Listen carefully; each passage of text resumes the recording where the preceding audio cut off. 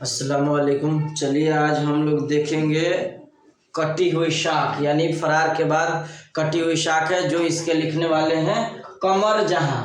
अच्छा, कमर जहां बताइए, ये मर्द है या औरत? हाँ, तो ये आपको अच्छी तरह से ध्यान रखना, ये एक औरत है। देखिए कमर जहां जो है, ये जो कटी हुई शाख लिखी है, आपको ध्यान रखना है कि मुआशरा या जो समाज है, अभी जदीद जो साइंसी दौर चल रहा है, उसमें कटी हुई शाख उस मुआशरा को देख के लिखी हुई है कमर जहां, जिसमें इन्होंने बता रही है कि जब एक कटी हुई शाख, देखिए उन्वान ये बिल्कुल अफसाना कहानी के मुताबिक बिल्कुल परफेक्ट और दुरुस्त रखा गया है इसका नाम। इसका पहले समझ लीजिए उन्वान कटी हुई शाख क्यों रखा गया है। तो कमर जहां जो लिखी, ये माशरा को देखते हुए, जो हमारे माशरा समाज में हो रहा है उसी को देखते हुए ये अफसाना कटी हुई शाख ये कमर जहां लिखी है, जिसमें कमर जहां बताना चाहती है कि कटी हुई शाख जब एक दरख्त से उसका टहनी शाख अलग होता है तो फिर दोबारा नहीं जुटता है। इसी तरह से इस अफसाना में बताया गया है कि एक किरदार है जिसका नाम पता नहीं है, ठीक, लेकिन वो विदेश कमाने जाता है, दूसरे ममालिक में कमाने के लिए जाता है, सब चीज छोड़कर। पैसा तो बहुत कमाता है, लेकिन वो किस तरह से अलग होता है अपने समाज से, ये आज हम लोग देखेंगे। ठीक, तो आप लोग अब ध्यान से सुनिए। सबसे पहले देखिए कमर जहां के बारे में देख लेते हैं। तो कमर जहां ये क्या लिखी है, तो कटी हुई शाख। कटी हुई शाख उन्वान आपको क्यों पड़ा ये पता चल गया अच्छी तरह से, ठीक। वाली देखिए पैदाइश इनका 1951 से 52 ईस्वी में समस्तीपुर जिला मर्दम खैस गांव बुजुर्ग द्वार में हुआ, ठीक। ये आपको अच्छी तरह से ध्यान रखना है। वालिद का नाम सैयद अताउल हक, वालिद का नाम क्या है, सैयद अताउल हक। उस्ताद यानी भागलपुर यूनिवर्सिटी में कमर जहां उस्ताद थी, यानी पूछेगा कि कमर जहां किस यूनिवर्सिटी में उस्ताद है, तो भागलपुर यूनिवर्सिटी।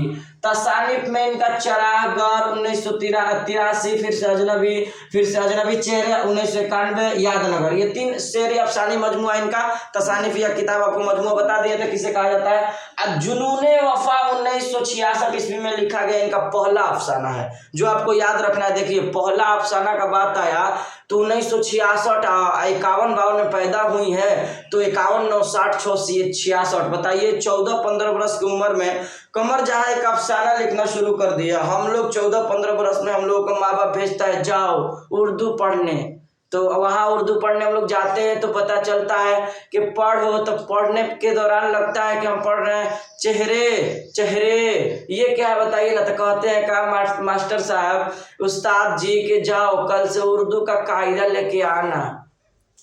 ये देखिए ये कमर जहां आप ही लोग का किरदार औरत है ना, 15 वर्ष में, सिर्फ 14 वर्ष में ये इन्होंने एक अफसाना, पहला अफसाना लिखे, ठीक। अब तालिबे ये भी ध्यान रखिएगा, कमर जहां का जो खानदान था उनका खानदान जो इल्मो अदब में दिलचस्पी रखते थे। ध्यान रखिएगा कमर जहां के बारे में। तो हमको क्या चाहिए कि देखिए ये 14-15 वर्ष की उम्र में एक अफसाना लिख दिए, हम क्या लिखने सीख रहे हैं, अलिफ बे टे से जीम। तो हमको पहले से ना उर्दू पढ़ना चाहिए ताकि हम भी जब उस उम्र को पहुंचे तो एक अफसाना, एक नावल, ड्रामा लिख सकें। तो हमको भी अगर आप बताइए अभी पढ़ रहे हैं, अब छोटे वाले को अपने को सलाह देना है कि ना पहले से उर्दू पढ़ो। हाँ, तो ये आपको ख्याल रखना है कि हमको पहले ही कह देना है कि भाई देखो हम लोग तो पछता रहे हैं नहीं पढ़ के, तुम लोग पढ़ना। इसलिए क्या हमारे माँ बाप लगा देते हैं हिंदू का ट्यूशन, उर्दू, हिंदी, इंग्लिश सब ट्यूशन लगा देते हैं। उर्दू कब पढ़ने जाए ना, जब परीक्षा देने होगा ना तब जाना है। माँ बाप कहते जाओ, अरे अच्छा सुनने में आया था कि वो फलाना आदमी बड़ा अच्छा पढ़ाते हैं उर्दू, चलो उन्हीं के पास जाओ। अब तो उनके सर पे चला जाएगा बोझ के अब आ रहा है कि नहीं आ रहा है, बस अब वो लाद लिए अपने ऊपर बोझ। उस्ताद अब मास्टर भाई टेंशन लेते हैं कि अगर इस एक लड़की को नहीं पढ़ने आ रहा है तो भाई उसको ले चलना है, किस तरह से पढ़ाना है, बड़ी टेंशन रहता है। चलिए देखिए अब कमर जहां के बारे में और कुछ आप जान लीजिए कि ये जो 1966 ईस्वी में ये सुबह 9 महानामा पटना में से निकला था। ध्यान रखिए कभी कभी पूछता है। और भागलपुर सुंदरवती महिला कॉलेज में ये सदर सभा में अगर पूछेगा एक क्वेश्चन कि आपने तदरीसी करियर का आगाज कमर जहां ने किस कॉलेज से किया, तो सुंदरवती महिला कॉलेज से। यह आपको ध्यान रखना है, ठीक। देखिए आपको बताए ना कि ये जो थे उनका चुनांचे वो अपने रवायती तालीम हासिल करने के बाद पटना भी आ गई थी कमर जहां। तालीम हासिल करने के बाद पटना आ गई थी। पटना यूनिवर्सिटी से उर्दू में एमए किए, ठीक, पटना वो यूनिवर्सिटी से ये उर्दू में एमए किए कमर जहां, ठीक है, तो ध्यान रखना है। देखिए जमाना वो दिलचस्पी रखते थे इनके इल्म अदब से, और उनके बाद 1966 में अफसाना लिखना शुरू किया, आपको बता दिए थे, ठीक। अब इसके अलावा आपको तसानीफ भी बता दिए, और जो इसमें जो शेर व शायरी अख्तर शिरवानी की जिनसी रुमानी शायरी मयार में, तो अब्दुल्ला हाफिज मुश्कपुरी, तो ये सब आपको ध्यान नहीं रखना है। हाँ, एक और चीज आपको ध्यान रखना है कि पूछता है कभी कभी कि इनकी तनकीदी तसानीफ का नाम क्या है, तो हरफे आदि, ठीक है, ये दिया हुआ है आपका किताब में, तो बाद में देख लीजिएगा, दिए नहीं है, ठीक।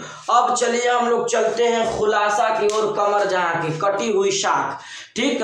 तो हम कहेंगे आपके पास किताब अपने पास रखिए, ठीक, हम किताब को नहीं देखेंगे फिर भी खुलासा बताएंगे, बहुत अच्छी तरह से समझ आएगा आपको। देखिए वो सब ध्यान रखे रहिए। सबसे पहले देखिए कटी हुई शाख में आपको ध्यान रखना है कि एक किरदार रहता है असद, ये असद एक किरदार ऐसा रहता है कटी हुई शाख में जो उसका नाम नहीं बताया गया। आप पढ़ी ना, पढ़ते पढ़ते क्या पता चला कि एक व्यक्ति है जो आ रहे हैं, जो लग रहा है कि छूता छूता महसूस कर रहे हैं, ऐसा लग रहा है कि जैसे कि उनका कोई यहाँ पहले था ही नहीं। आए तो ऐसा कैसे बात चल रहा है, अभी हम लोग सब जान जाएंगे। देखिए तो सबसे पहले ध्यान रखना है कि वो जो मेन किरदार है उनका नाम नहीं पता है, यानी बगैर नाम के हैं। देखिए वही सारा किस्सा पर छाए हुए हैं। जब देखिए बताया जाता है कि वो जो शख्स थे वो पहले घर पे रहते थे। अब खुलासा अच्छी तरह समझिए एकदम शुरू से।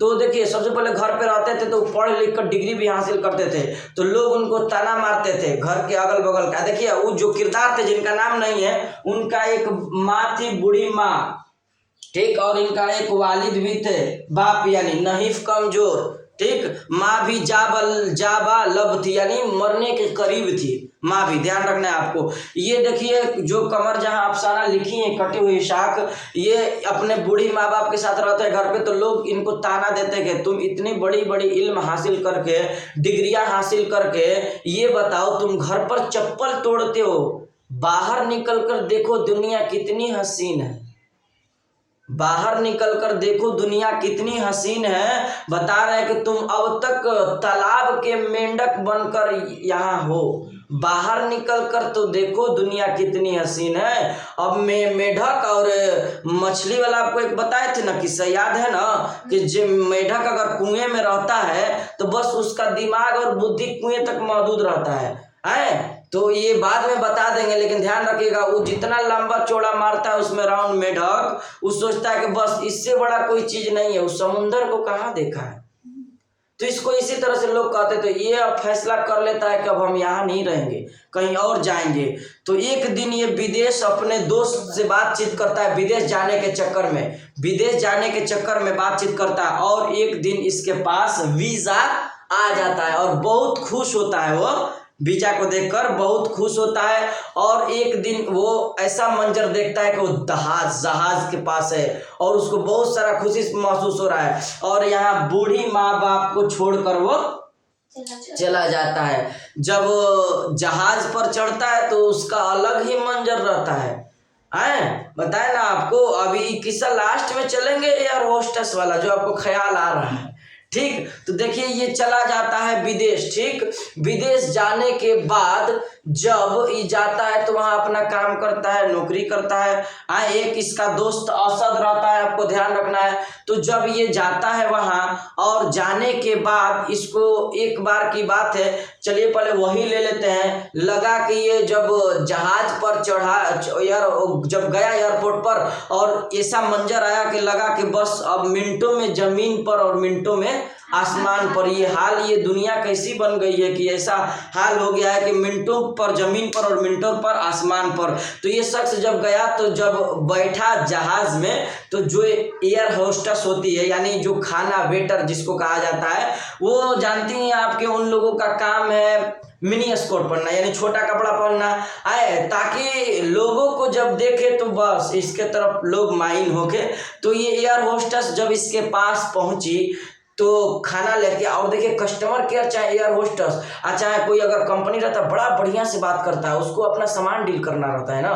तो ये जब एयर होस्टेस उससे बात की तो लगा कि ओह दिल नवाज नैन, ये तो लग रहा है कि इतना खूबसूरत से बात करे, उसको मन में गुदगुदी सा मचने लगा।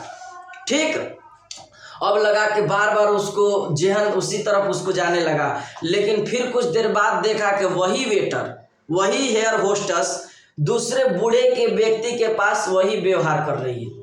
तो उसको पता चल गया कि यहाँ मोहब्बत बिकती है, यहाँ मोहब्बतें बिकती है। बिकने से इरादा यह है कि लोगों को अपना काम कराने के लिए कैसे बात किया जाता है, ये कोई सीखे तो कंपनी वालों से सीखे। देखिएगा कंपनी वाले के पास जब फोन लगाइएगा, आप लाख गाली दीजिए, बकी वो कहेगा सर सर सर सर करके बाद उसको ड्यूटी मिला है कि तुमको कुछ नहीं बोलना है, कस्टमर केयर को इज्जत देना है, रिस्पेक्ट देना। आप गाली भी दीजिएगा वो इग्नोर कर देगी। इसी तरह से ये मोहब्बत बेचती हैं ये एयर होस्टेस जो होती है, वो सबके साथ, बूढ़ा भी व्यक्ति है, खा लिए पी लिए और कुछ चाहिए ताकि लगे कि ये इनका दिल लगा रहे इनसे और उनका कंपनी चलता रहे। तो ये अब समझ चुका था कि ये लग रहा है कि जमाना बहुत खराब है। अब उसको लगा कि सबके साथ तो यही व्यवहार हो रहा है, ये हमारे का। तब उसको समझ में आ गया कि यहाँ ऐसे लोग चलते हैं। फिर देखिए जब ये विदेश जब जाते हैं, जब चले जाते हैं तो जाहिर सी बात है विदेश में उनका एयर कंडीशन, फ्रिज, एसी में रहना है, फिर काम करना है और पैसा कमाना है। तो ये आहिस्ता आहिस्ता अपने बूढ़ी माँ बाप को भी भूल जाते हैं, अब छोड़ जाते हैं कि भूल जाते हैं कि इनकी माँ और बाप भी हैं। ठीक, उसके बाद जब ये विदेश में रहते हैं, जो जिनका किरदार नहीं है, एक बार खबर आता है कि इनके वालिद साहब इंतकाल हो गए हैं। ठीक, अब विदेश से भाई इंतकाल हो गए तो आना बहुत एक बार बहुत मुश्किल होगा। तो ये आते नहीं हैं, वहीं तड़प कर रह जाते हैं, वहीं तड़प कर रह जाते हैं और वहीं रहने के बाद सोचते हैं कि ये दुनिया कैसी है, और ये नहीं आ पाते हैं। और एक बार की बात है कि वहाँ फिर असद भी रहता है, असद से ये बातचीत करते हैं, जो जिनका किरदार नहीं, कहते हैं असद से कि ये दुनिया कैसी है, ये यहाँ के लोग कितने हसास है, कितना जल्दीबाजी से काम करते हैं, यहाँ के लोग सिर्फ आज के फिक्र करते हैं, वर्तमान के जो दौर चल रहा है, आगे मुस्तकबिल का ख्याल नहीं करते हैं। यानी यहाँ के लोग ऐसे हैं कि जैसे कि अब आज हमको किस तरह से खाना पीना है, बस यही लोग सोचते हैं। तो असद भी कहता है कि हाँ, असद अपने मन में सोचने लगता है, और असद खुद एक जिंदगी का मयार बन चुका है। असद खुद सोचता है कि ये बात असल में सही कह रहे हैं, ये जो बिना जो अभी बताया गया किरदार के बारे में। असद सोचने लगते हैं कुछ देर के बाद, और असद सोचते हैं कि हाँ ये बिल्कुल बात सही है कि जो लोग नौकरी करते हैं, क्या होता है कभी कभी उनको बाल बच्चों और घर से भी उनको बात करने या मुलाकात करने का वक्त नहीं होता है, टाइम नहीं होता है। ऐसे होता है कि जैसे हफ्ता में एक बार उनको मुलाकात करने का समय दिया जा रहा है। ठीक, एक बार, यानी वो भी कब, जिसे आदमी कहता है अभी हम लोग का ले लीजिए ना, संडे है आज छुट्टी, हफ्ता में एक बार तो आता है, तो वहाँ छुट्टी रहता है। इसी तरह से नौकरी करने वाला असद उनका बात को गौर करता है कि यहाँ के लोग कैसे हैं, सिर्फ मतलबी लोग हैं, अपना अपना काम के लिए निकाल रहे हैं, सिर्फ हाल की आज के दौर की ज़िंदगी के बारे में सोच रहे हैं। तो फिर ये असद सोचता है कि ये बात तो सही कह रहे हैं कि अगर कोई नौकरी करता है व्यक्ति तो ड्यूटी करने के बाद घर जाता है तो पाता है कि बाल बच्चे बीवी वगैरह सब लोग सो गए हैं, अब ये भी खाते पीते हैं, आई सोते रहते हैं, तब तक बेचारा बाल बच्चा सब स्कूल चले जाते हैं, यानी उनसे बात करने का मौका नहीं होता। ये कमाने पैसा की लालच होता है इंसान को, जो अपने परिवार से दूर कर देता है। देखिए अभी कटी हुई साग का माना समझ में आ रहा होगा किस तरह से। देखिए अब असल समझिए, तो ये जो है अपने परिवार, अब इनका मन उकता गया है विदेश में, क्योंकि रोज रोज अगर कोई को आपको अगर अच्छी चीज भी आपको रोज रोज आपके साथ हो तो आपको थक जाती है कि भाई अब ये सब रोज रोज एक ही चीज मिल रहा है, ये अच्छी बात नहीं है। तो उसको भी मन चाहे जितना भी दीजिए, अगर उस परिवार का सुख नहीं है तो समझिए कुछ सुख नहीं है। ठीक, तो ये भी अब एक दिन फैसला कर लेते हैं कि अब हम भी जाएंगे कहाँ, घर अपने जाएंगे, घर जाएंगे। तब यहाँ से अब ये शुरू हुआ है कि कितने सालों बाद घर आया था। अब देखिए यहाँ से आपको शुरू किया गया है कि लग रहा है कि अछूता अछूता महसूस हो रहा है, ऐसा कि जैसे कि एक कटी हुई शाख एक दरख्त जैसे अपने टहनी यानी शाख से अलग हो जाता है और उसको फिर उसमें जुड़ना बड़ी मुश्किल होता है, इस तरह से इनका महसूस हो रहा है। और आपको बता दें कि उनका पिन्हा था, वो देर से खुद ही अपने आप से सवाल कर रहे थे कि मैं कौन हूँ, कहाँ से आए हो। लग रहा है कि ऐसे के याद रखिए कि उनके जहाँ बूढ़ी माँ बाप थे वो घर में उनके आम के पेड़ और शरीफे के भी पेड़ थे। जब ये एक बार फैसला कर लेते हैं कि अब हम जाएंगे, यहाँ नहीं रुकेंगे, तो ये चले जाते हैं और जाने के बाद देखते हैं कि सारा चीज अछूता अछूता लग रहा है, यानी अजनबी सा बन गए। अपनापन में भी लग रहा है क्या हो गए, अजनबी लग रहा है, यानी लग रहा है कि ये अपना नहीं है। अपना कोई अपना अपना होता है, गैर नहीं होता है। तो ये अपने आप में तलाश कर रहे हैं लेकिन मिल नहीं पा रहा है पहले जैसा वक्त, क्योंकि इनका जो मयार था दोस्ती का वो कहाँ खो गया था, विदेश में। और यहाँ जब आए तो इनको मन भी नहीं लग रहा है कब इनका कुछ छूट रहा है, फिर वही ठीक था। आदमी को देखिए जब ये लगता है ना, फिर कहता है कि नहीं ये बात ठीक है, नहीं फिर जब कुछ दिन बाद हो जाता है तो लगता है कि नहीं ये नहीं वो ठीक था है, तो इंसान को समझ आता है। तो ये बूढ़ी माँ बाप जो थी, ये बेचारी ये टूटी चारपाई पे ये लोग रहते थे, लेकिन इनको ख्याल नहीं था। असद से बातचीत क्या होता है पता है आपको, कि असद एक बार कहता है कि नौकरी करता है, वो भी मुलाजिम रहता है विदेश में, कहता है कि ये दुनिया कैसी है असद, आए तुम बताओ कि ये दुनिया सिर्फ लालच में पड़ी हुई हाल के।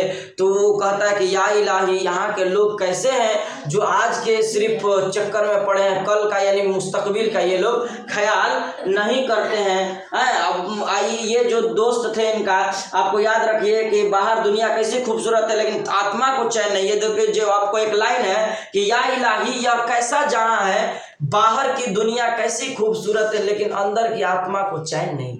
ये कितना बढ़िया बात यहाँ कही जा रही है कमर जहां, कि बाहर की दुनिया इतनी हसीन है लेकिन अंदर की आत्मा को चैन नहीं है, दिलों का सुकून नहीं है। अब देखिए अपने आज में जी रहा हुआ, अक्सर गौरव फिक्र में डूबा रहता है। क्या कल का एतबार बगैर हुस्न का बरकरार रखा जा सकता है? बिल्कुल नहीं।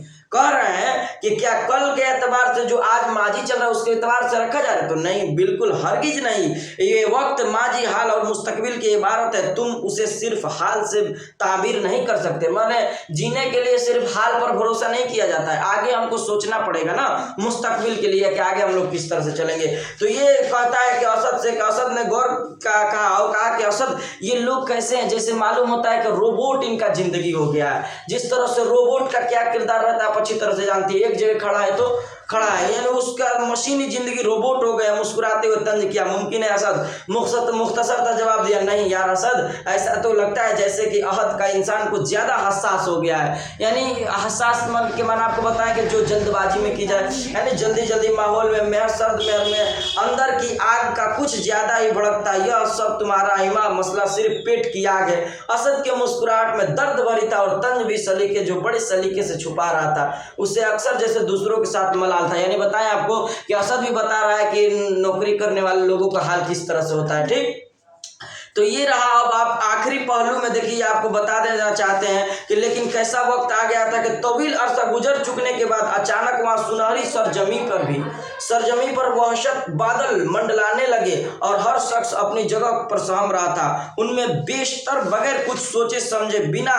ज़्यादा राह की ही रखते सफर बांधे पर मजबूर हो गए। वह भी अपने छोटी सी फिल्मी के साथ वापस आ चुका, अपने घर दहलीज पर देर खड़े बीते लम्हों पर वापस मिल चुका है। देखिए आपको बता देना चाहते हैं, छोड़िए किताब को, कि जब ये घर वापस आए तो देख रहे हैं अब्बा तो सर का साया गायब हो गया है। आप पढ़ी ना उसके सर का साया लास्ट में इनका उठ गया है। और माँ भी है तो बूढ़ी लाबजा यानी मरने के करीब है और लोग आसपास में है, लेकिन इनसे इस तरह से कहिए व्यवहार, इस तरह से फीलिंग महसूस हो रहा है जैसे कि कोई ये अपना नहीं है। तो इस तरह से बताने देना चाहते हैं कि जब एक व्यक्ति किसी से अगर मोहब्बत होता है, समाज में अगर किसी से होता है, एक बार अगर वो छूट जाता है, एक बार अगर समाज से अलग हो जाता है तो फिर उसको जुड़ने के लिए बहुत मुश्किलात, जिस तरह से मानिए कि दरख्त यानी दरख्त से टहनी अलग हो जाता है, कटी हुई शाख जो अपने डांड से कटकर शाख अलग हो जाता है और शाख का जुड़ना नामुमकिन होता है। इस तरह से जब लोग एक समाज से कटते हैं तो उनका जुड़ना बहुत ही नामुमकिन होता है। तो ये कटी हुई शाख से हमको लगता है कि आपको अच्छी तरह से समझ में आ गया अफसाना का खुलासा। ये कटी हुई शाख अगर कुछ छूट भी गया होगा तो उसको हम लोग अगली वीडियो में देख लेंगे। और चलिए अब सवाल जवाब देखते हैं। तो ये कटी हुई शाख कमर जहाँ, ये मौजू एतबार से क्यों बनाई, आपको पता चल गया कि हमारे समाज में ऐसे लोग हैं जो पैसा कमाने के चक्कर में दूसरे ममालिक में जाते हैं लेकिन घर परिवार का सुख नहीं पाते हैं। पैसा तो कमा लेते हैं बहुत सारा, लेकिन बहुत सारा उनके जिंदगी के लिए हिस्सा निकल भी जाता है। औरत बेचारी घर में बैठकर ताकती रहती है कब आएंगे विदेश से लोग, यहाँ उनको पैसे पैसे दिखता रहता है। औरतों को जरूरत होता है अपने हस्बैंड और सबको, और यहाँ लोग पैसे पैसे और घर परिवार उनको भेजते रहते हैं। तो हमें चाहिए परिवार का भी ख्याल रखना है।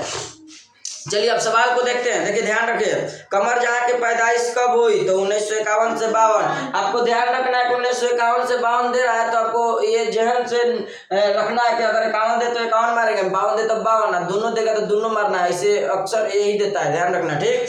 कमर जहाँ के वालिद का नाम तो सैयद अताउल है। कमर जहाँ के पैदाइश का ताल्लुक सुबह बिहार के किस जिले से, तो समस्तीपुर से। कमर जहाँ कौन सा अफसाना आपके निसाब में शामिल है, कटी हुई शाख। कमर जहाँ किस यूनिवर्सिटी में उस्ताद है, तो लिख दिए हैं भागलपुर यूनिवर्सिटी। अब देखिए मुख्तसर सवालात में आइए। कमर जहाँ के हालात जिंदगी पर 5 जुमला लिखिए। आप कई सारा जुमला देखिए, अगर इस तरह का क्वेश्चन है, सवाल है कि कमर जहाँ या किसी और के बारे में हालात जिंदगी क्या है, चालू कीजिए उनका पैदाइश से चालू कीजिए और इंतकाल तक लिख दिए जो उनका आपको समझ में आ रहा है, हालात जो हालात से गुजरे हैं। तो लिखिए कमर जहाँ का पैदाइश इतना से इतना में हुआ था, कमर जहाँ इल्मो अदब से दिलचस्पी रखती, कमर जहाँ उर्दू एमए से पटना से की थी। बस समझ में आ गया होगा आपको अच्छी तरह से, कोई भी बना लेना है, टेंशन लेने की बात नहीं है। कमर जहाँ के तसनीफ के फेरिस्त के एतबार से, मौजू के एतबार से लिखिए। आपको लिख दिया है कि चरागर, फिर से यादनगर, अजनबी चेहरे, ये सब इनके तसनीफ हो जाएगी ठीक। कमर जहाँ की तालीम और तदरीस के बारे में मुख्तसर बयान कीजिए। तो आपको बताएं कि कमर जहाँ तदरीस किसको कहा जाता है, कि कब से पढ़ना पढ़ाने का स्टार्ट की, तो आपको बताए थे उसमें सुंदरती मोहल्ला कॉलेज से अपने तदरीस करियर का आगाज किया। उस तरह से आपको सैयद मोहम्मद मोहसिन ने बता दिया, तो इस तरह से आप लिख लीजिएगा ठीक है इसको भी। चलिए तो आप देखिए 4 नंबर, उर्दू के किसी 5 अफसाना निगारों के नाम लिखे।